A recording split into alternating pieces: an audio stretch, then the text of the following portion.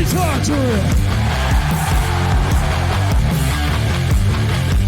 Ladies and gentlemen, welcome to the show. I'm Matt. Good to have you here. If you're joining us live on Assemble, thank you very, very much. I can see you guys in the chat. If you are joining us on demand for this one too, thank you very, very much. Drop a like and subscribe if you guys haven't done that already. But let's talk about CM Punk, shall we? Get right into the news. Ooh, daddy. Let's take a look here. The report. This is flying all over the internet. This popped up just yesterday evening. The Meltzer is talking about it. Sean Ross Sapp is reporting on things. Everyone's got a report. So let's talk about this. An update has emerged on CM Punk potentially returning to WWE, with Vince McMahon's stance on a Punk return reportedly revealed. Following Punk's AEW release in September, there's been a lot of speculation about the possibility of a Punk WWE return.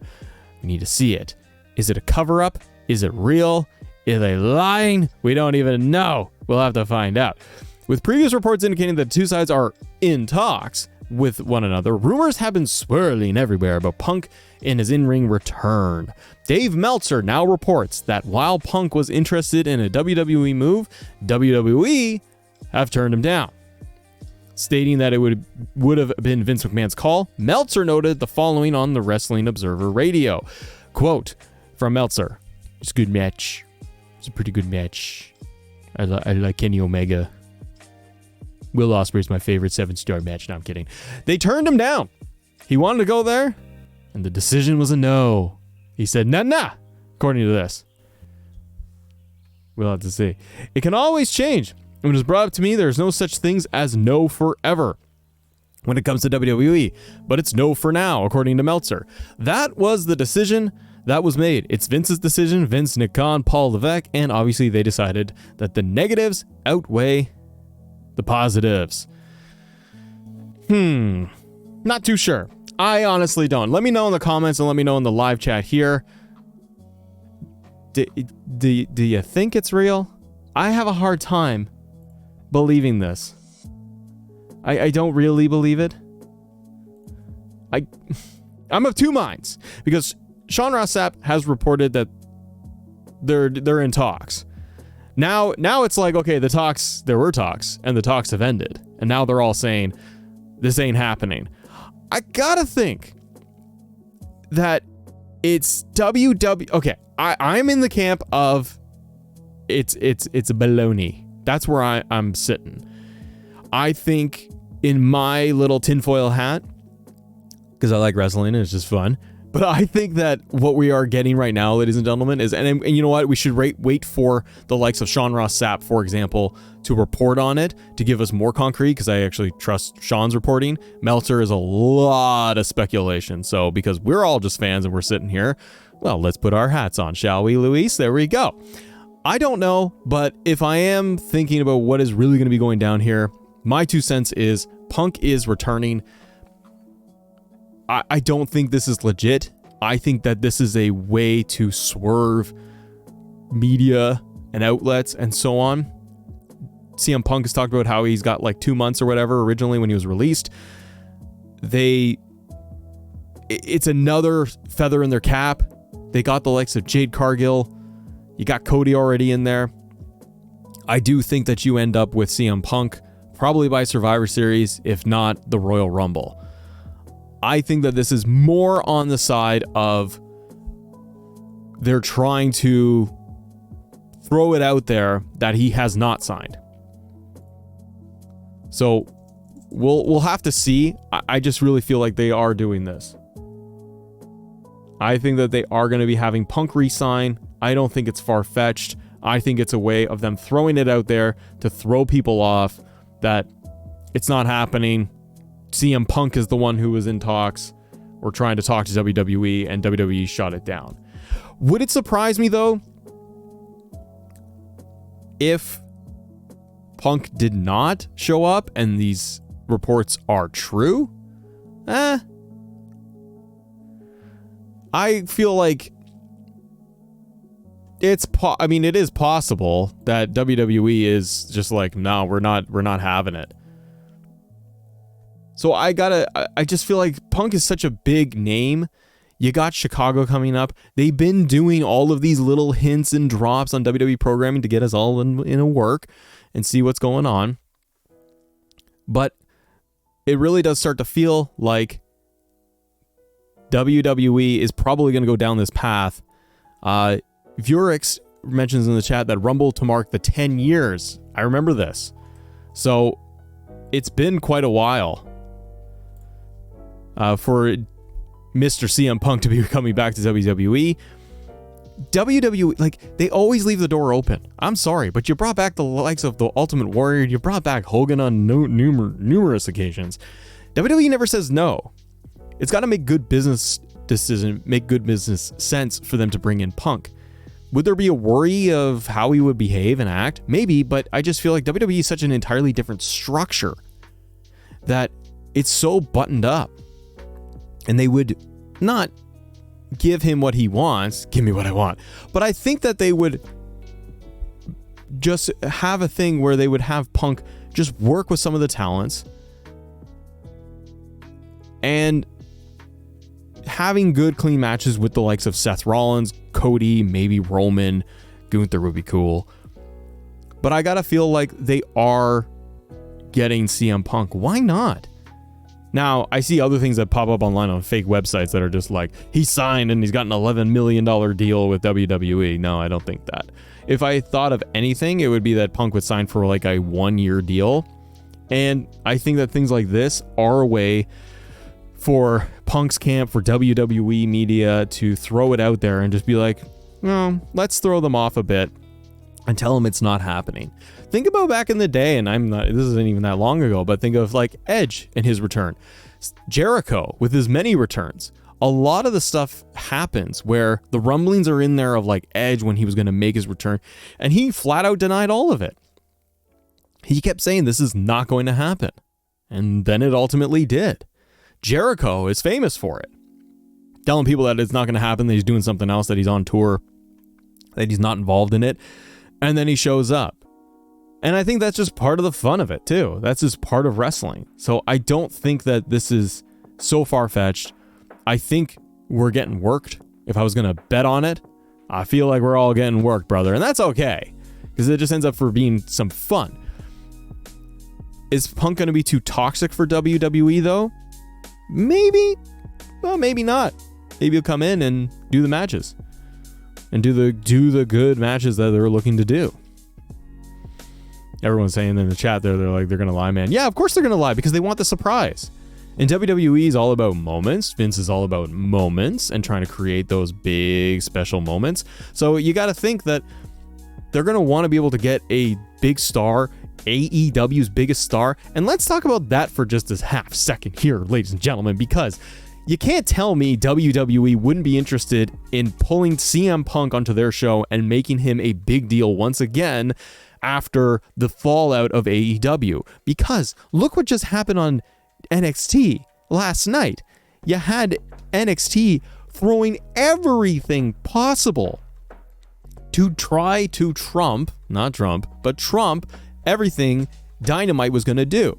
They tried to one-up them with 30 minutes of ad-free. They put The Undertaker on there, John Cena. You've got Cody Rhodes as the general manager. You can't tell me WWE does not like to respond to AEW when they can. And I think Jade Cargill also showed up just out of the limo. They're building her up as well. One of the biggest things AEW fumbled was Jade Cargill. You can't tell me that WWE isn't inherently a little petty when it comes to these things. And what can they do? What would they do in return? They turn around and sign CM Punk, who just had the big blowout, a lot of controversy, still in the headlines, still extremely popular. Put him on WWE programming, have him show up at Survivor Series in Chicago. The place goes nuts. And you just have him run a light schedule where it's very controlled in a vacuum. And you know what? If it doesn't work, if he shows up, if it happens and it doesn't work, then WWE just ends the deal. They would craft contracts in such a way, right, where it's going to work in WWE's favor ultimately. And you just know guys like Triple H and Nick Khan and Vince, they're not going to deal with that. And Punk would know that. It's not a Punk show.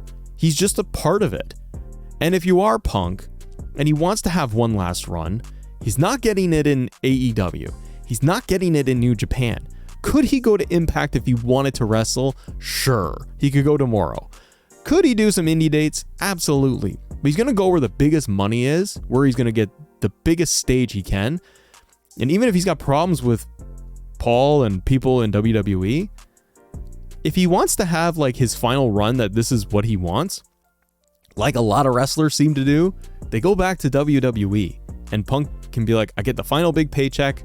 I can maybe go to WrestleMania and do some stuff, do a 1-2 year run, kind of like Edge, and come back in and do some work some programs he wants to work. And then they put him in the bloody Hall of Fame and he's done. And then he can go out maybe on top in his mind. But you never know. Maybe it's all true.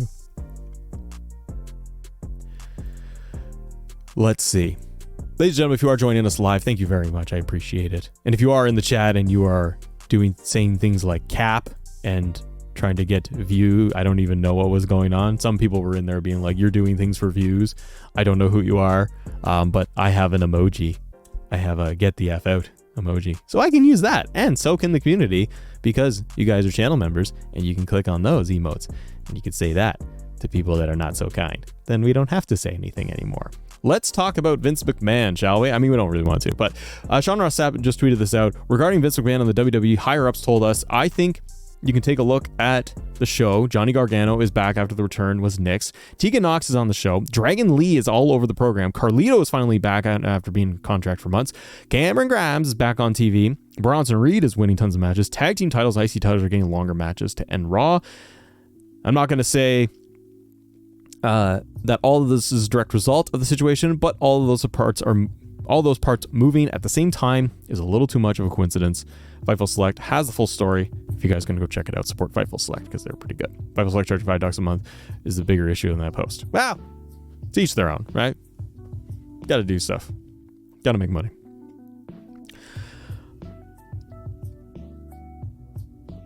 There are more reports, guys, and CM Punk is a very interesting one of what went down. I do want to highlight this from yesterday because we did talk about it on the live stream.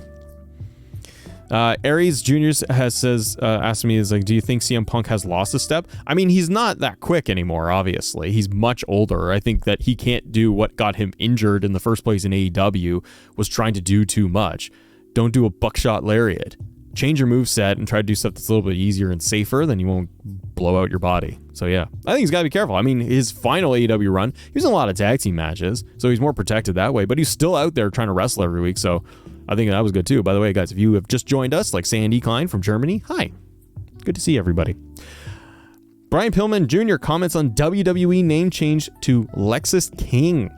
Former AEW star Brian Pillman Jr. has commented on his recent WWE change, Lexus King, following the most recent vignette on NXT. I love this, by the way. If you didn't watch this yesterday, go check it out.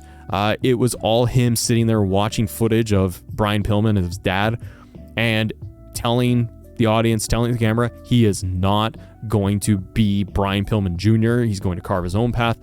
I really liked how this came across. I want to see the presentation.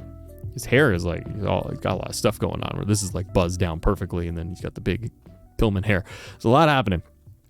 But he talked about what happened and what led to the name change. After weeks of teases suggesting Brian Pillman Jr. was set to debut on NXT TV, it took until this week's NXT for the second generation star to have a chance to both show his face for the first time and speak. After clicking through different clips of his father in the WCW and WWE in the 90s, Pillman Jr. would denounce the Pillman name and instead announce that he was taking up the surname of King, the surname of the man who married his mother and actually raised him following Brian Pillman Sr.'s death in 97.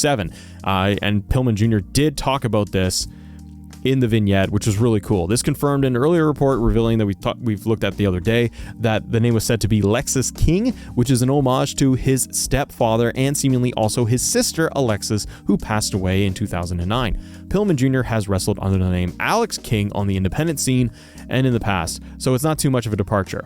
What do you guys think of Brian Pillman Jr. coming into NXT? Do you think, I mean, NXT is where he needs to be, learn the WWE style. I think he could have a bright future if they invest in him. It's not like I'm going to see him on main roster in a month or in a year. I think Pillman Jr. would need a lot. He was in AEW for several years. He's worked independents. I'm glad that he's on the roster. I want to see what he can do under a WWE umbrella. And him and WWE Creative acknowledging Pillman, doing it that way, leaning into it, I think is great.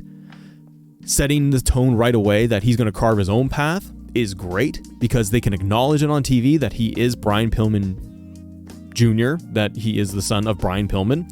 They can acknowledge it and then go into his own thing. Versus, look at Braun Breaker. He's a Steiner. But they don't fully acknowledge it. They change his name, and then it's like, everyone's like, yeah, your family. And then they literally have Rick Steiner there. Like, it's saying it without saying it. I'm glad that they leaned into it this way. It makes it, I think, a little bit more organic. And that's kind of what I like to see with it. So I'm hopeful to see what the heck's going to happen and how it'll turn out. Now, the other thing I'm wondering how it's going to turn out is going to be this segment with a lot of controversy surrounding Dynamite, MJF, Juice Robinson, the Bang Bang Gang. This was in poor taste. I'm going to go through a little bit of the article here from Wrestle Talk. There's events happening in the world right now with that are not good.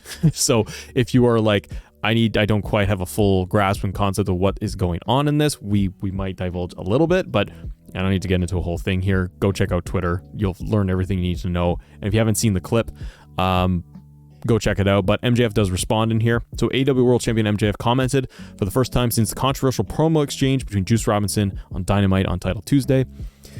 There was by the way, the Switchblade match was very good.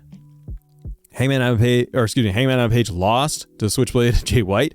I love that Jay White was like, I beat him 4 times. That was awesome. And then after that, they proceeded to have like almost a 10-minute promo. It was very long, like the whole thing between the match and the promo and MJF. Very long. Very, very long. I think they could have tightened that up. This week's episode saw yet another verbal showdown between MJF and Switchblade Jay White. Love that these two are going at it. They're setting up the match for Full Gear. Jay White is holding on to the AEW title that he stole from MJF. I love that wrinkle, and it's not just this thing of like he gave it back at the end of the night. Jay White is holding on to the belt. He looks like a champion too. I want Jay White as champion and beat MJF. It would be great. But I like that they're using that as part of a story that Jay White's like, nah, I'm not going to give it back. You got to beat me to get your own title back. So it's like he is the champion without being the champion. I don't know. I think it's a nice wrinkle.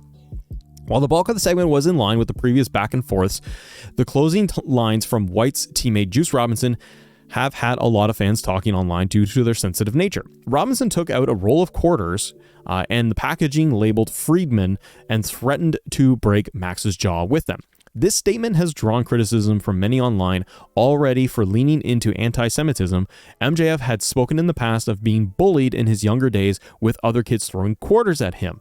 The announcers also did mention this on Dynamite once the segment ended, right as it ended. You could hear the commentary talking about this, saying that this is hard for MJF because he has talked about how this has happened to him as a kid.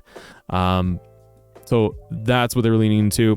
The sentiment online is that Juice Robinson himself has been using the quarters gimmick, I believe since the days of New Japan, and definitely in AEW. So it's not a new thing that Juice Robinson was doing with the quarters. And the quote the story element of MJF going through that as a kid and explaining that with being beaten with quarters because he is Jewish. That is a story element that MJF has expressed on TV. The announcers acknowledged it on TV.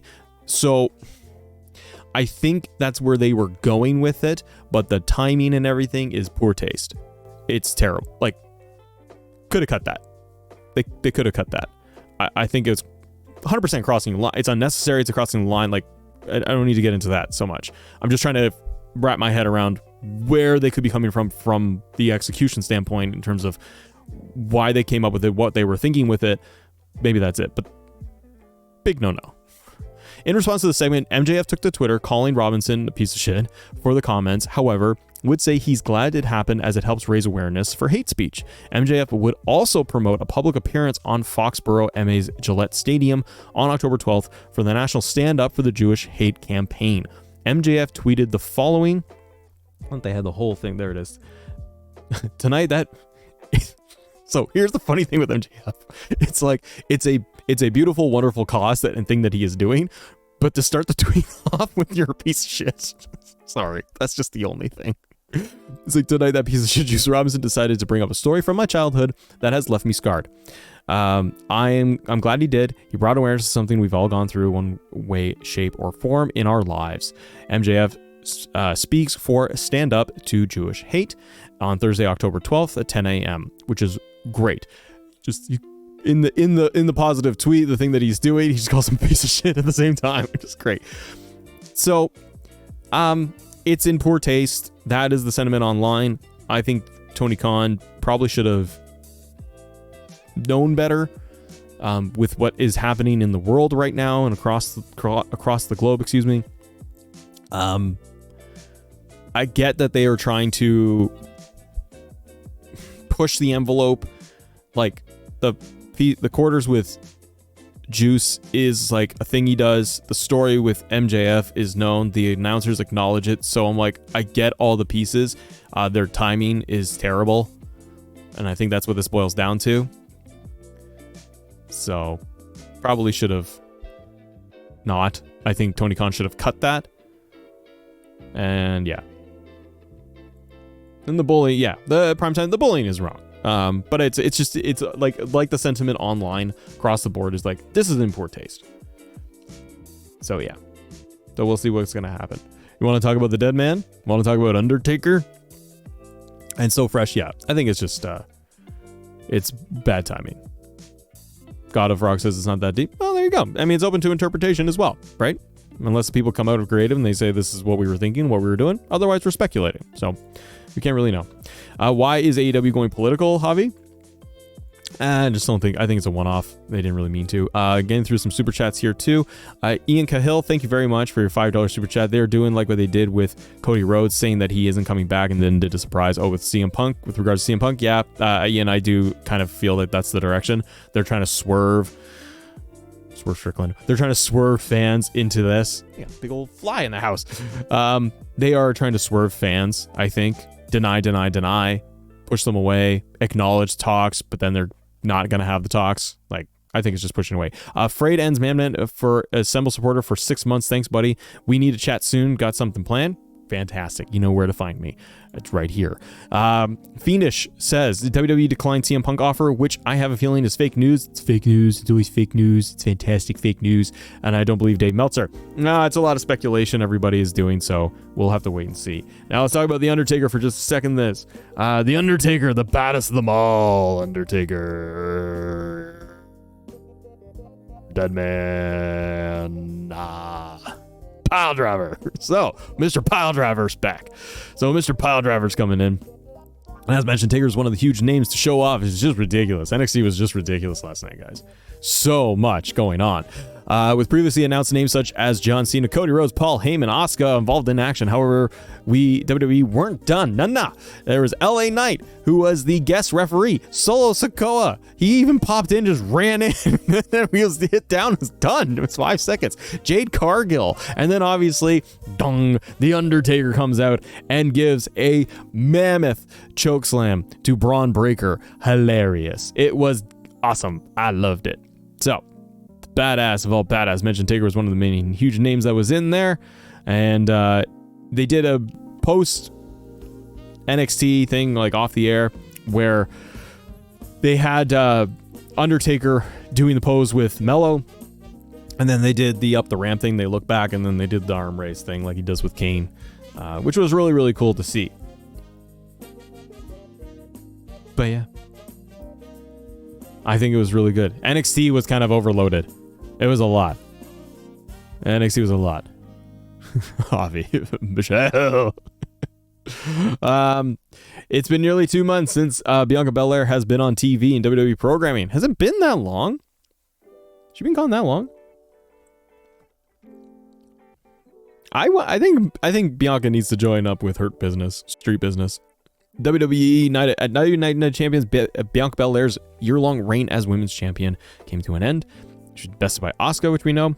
At SummerSlam, Belair was involved in a triple threat with Flair and Asuka.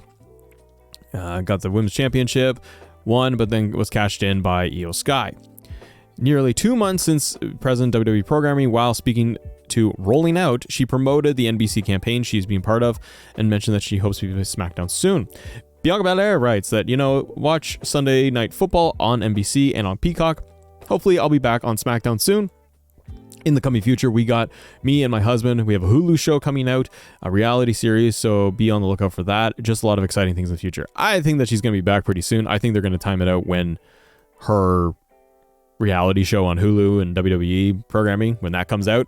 I think they'll time it out there, and then you'll see Bianca back on TV getting a huge push.